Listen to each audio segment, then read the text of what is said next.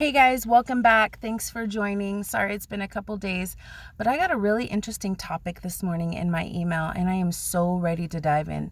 And that is how to deal with a person when their behavior changes. And it could be in a friendship and it could be in a relationship. This was a great topic for me because I peep everything. I watch your mannerisms if they've changed. I watch your personality if it's changed. I watch your behavior and see if it's changed. If patterns seem to be inconsistent, I'm very alert to it because I am someone who likes consistency. And the moment that it seems inconsistent, it's like my antennas go up and I'm wondering why. So for me, when a person's behavior changes, I used to be a very vocal person and what the heck's going on? And I still am to an extent. But first of all, I step back, I peep the situation, and I see how a person responds. And depending on how they respond will determine my next step, whether I say something or I think it's not worth saying something and just letting go or whatever. So you have to first figure out what type of person you are. Are you vocal? Or are you one to just lay back, examine the situation, and then go forth?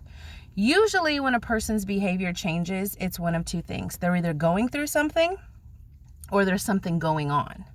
So you have to be very careful and you have to just evaluate the situation and see what it is. So if you know that there's something going on, well, that right there will tell you that that's why the behavior's changed. If there's not something going on in their lives, then something else is pulling that attention.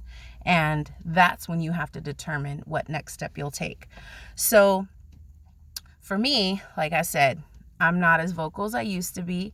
So I just peep the situation. You have to decide for you which one you are. So this particular email that I got, this person is talking about a relationship. And I'm not going to just say, hey, there's something going on. Someone else has their attention.